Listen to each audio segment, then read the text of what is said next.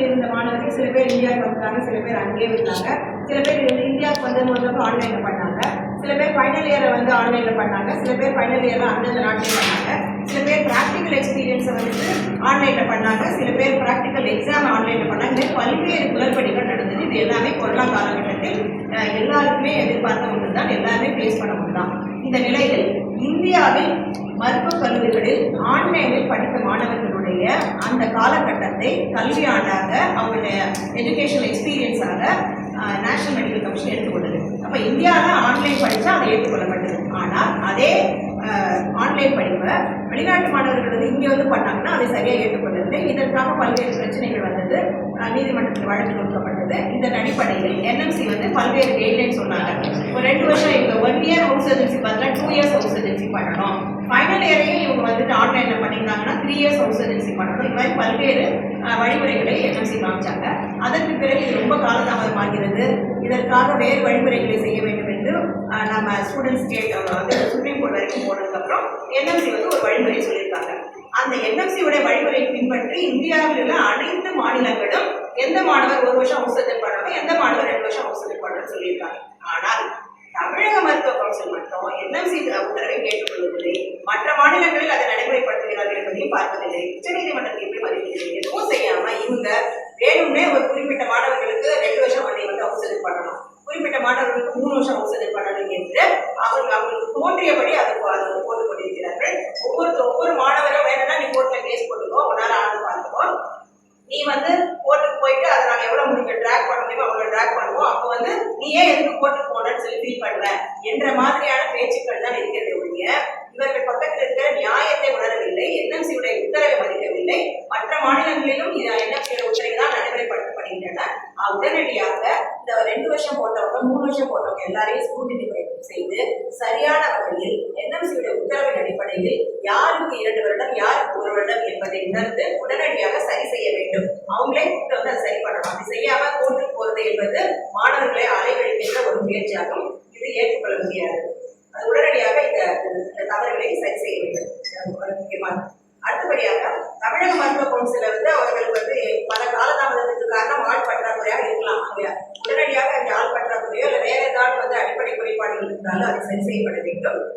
இந்த எஃப்எம்ஜி மாணவர்களுக்கு அவங்க வந்து உற்சவம் பண்ற இடங்கள்ல அந்த அவங்களுக்கு தேவையான விடுதி வசதிகள் கொடுக்க வேண்டும், அவங்களுக்கு ஸ்டைபண்ட் கொடுக்க வேண்டும். இது போன்ற மிக முக்கியமான கோரிக்கைகளை வலியுறுத்தி வரும் ஜனவரி மாதம் 6ஆம் தேதி சென்னையில் ஒரு கவன ஈர்ப்பு ஆர்ப்பாட்டம் அல்லது உண்ணாவிரதம் நடத்தலாம் என்று முடிவு செய்திருக்கிறோம். அந்த போலீஸ் கமிஷன் அடிப்படையில் அதை உடனடியாக அதை நடைமுறைப்படுத்துவதற்கான ஏற்பாடுகளை செய்வோம். முக்கியமாக இந்த கோரிக்கைகள் தான் போராட்டம் நடத்த வேண்டும், உண்ணாவிரதம் நடத்த வேண்டும், அரசுக்கு எதிராக ஆர்ப்பாட்டம் செய்ய வேண்டும் என்பதை என்னுடைய நோக்கம் அல்ல. இந்த கோரிக்கைகளை நிறைவேற்ற வேண்டும் என்பதுதான் எங்களுக்கு முக்கியமான நினைக்கிறோம். ஏன்னா டிஸ்ட்ரிக்ட் ஹாஸ்பிட்டல்ல இவங்களை அவுட்சோர்சிங் பண்ண வைக்கிறதுனால இவங்க காத்திருப்பு குறைய போது டிஸ்ட்ரிக்ட் ஹாஸ்பிட்டல்ல இருக்கிற நோயாளிகளும் வந்துட்டு நன்மை அடைய முடியாது. இதனால வந்து எல்லாருக்குமான நன்மையாக தான் பார்க்க முடியும். ஸோ அந்த வகையில் இந்த போராட்டம் கவனஈர்ப்பு ஆர்ப்பாட்டம் அல்லது உண்ணாவிரதம் ஜனவரி 6ஆம் தேதி இந்த கோரிக்கைகளாக வலியுறுத்தி நடைபெறும் என்று தெரிவித்துள்ளோம்.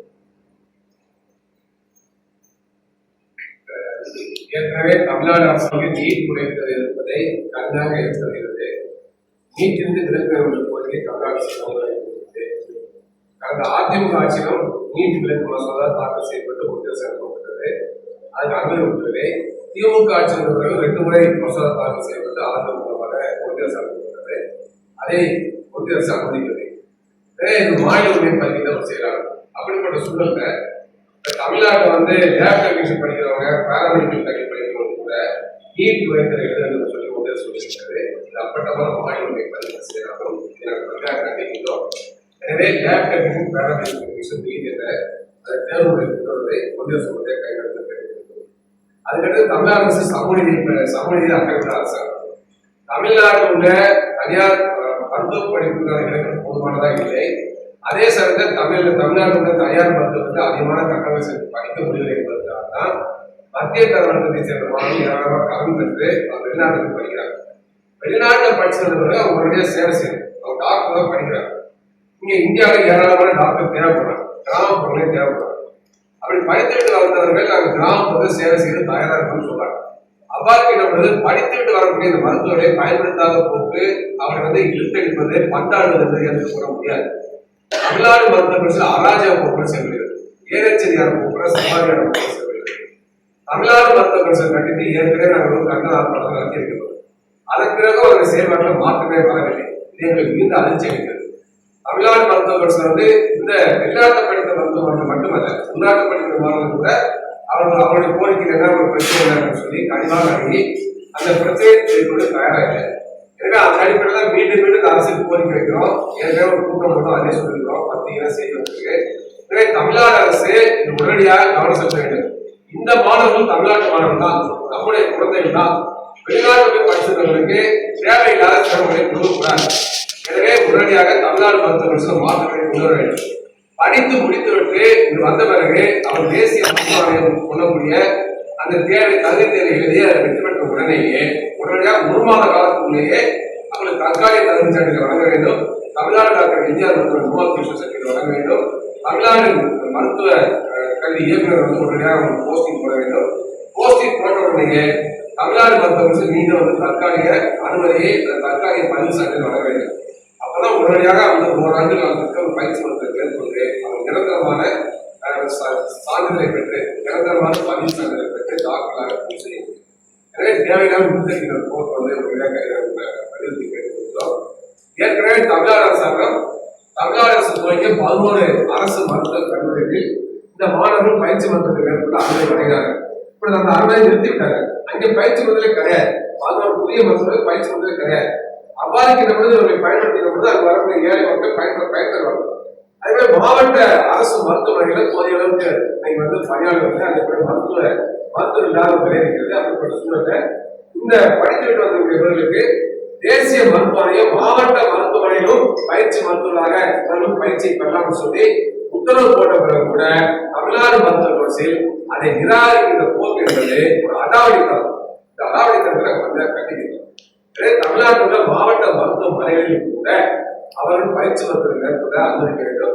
இந்த 7 விழுக்காடு 7.5 விழுக்காடு என்பதையெல்லாம் 20 விழுக்காடு அப்படின்னு தமிழ்நாடு மக்கள் கோரிக்கை இருக்கிறார்.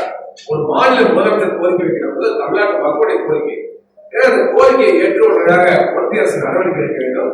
தேசிய மருத்துவமனை நடவடிக்கை எடுக்க வேண்டும். எனவே 20 விழுக்காடு இடங்களை உயர்த்தி வெளிநாட்டிலிருந்து படித்து வரக்கூடிய மாணவர்கள் எந்த விதமான தாமதமும் இல்லாமல் தங்குதடையும் இல்லாமல் உடனடியாக பயிற்சி மருத்துவத்தை மேற்கொள்ளக்கூடிய ஒரு சூழ்நிலை வாய்ப்பை தமிழ்நாடு அரசு உருவாக்கி கொடுக்க வேண்டும். ஒன்றிய அரசு உருவாக்கி கொடுக்க வேண்டும்.